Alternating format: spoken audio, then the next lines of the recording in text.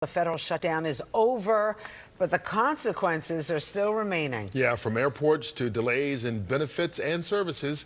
Jessica Formoso joins us right now as to what comes next and just how soon. Jessica?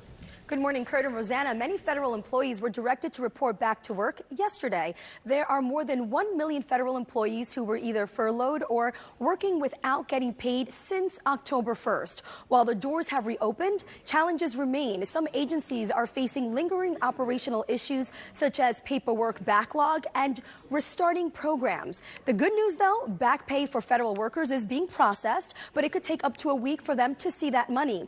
At the airport, still some travel chaos.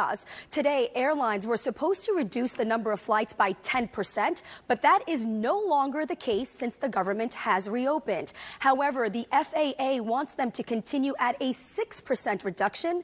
Vice President J.D. Vance says Americans can expect the airlines to get back to normal over the course of the next few weeks. Cancellations and delays are going to continue until all traffic controllers who have not been at work get back to work. Government officials said the controllers are expected to receive about 70% of their back pay within 2 days and the remaining 30% by the end of the week. Some TSA officers are receiving a $10,000 bonus. You see right there, Homeland Security Secretary Kristi Noem handing out those checks yesterday, saying the agents went above and beyond during the shutdown. What that means is that we are going to not only continue their paychecks like they should have received all along, but also they're going to get a bonus check for stepping up, taking on extra shifts, for showing up each and every day, for serving the American people, and taking seriously the mission that the Department of Homeland Security takes seriously. When it comes to food stamps, some states have already issued full SNAP benefits, while other states expect November benefits to be available by today. Nearly 42 million Americans received the food stamps here in New York. There are about 3 million New Yorkers who rely on those benefits.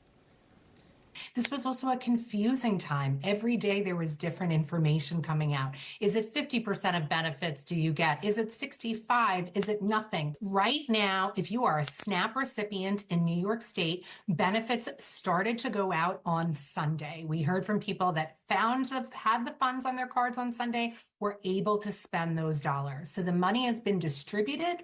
It does take a little bit of time to populate on some cards, but people should receive it by the end of the week.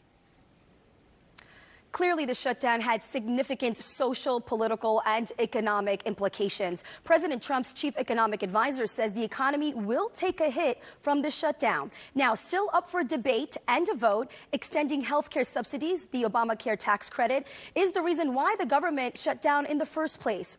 Republicans promised a vote in mid-December. If no deal is reached, premiums could skyrocket by January 1st. Now, all this as Democrats are questioning whether Senator Chuck Schumer can still lead the Democratic caucus after the shutdown failed to pass that extension for health care tax credits. Kurt?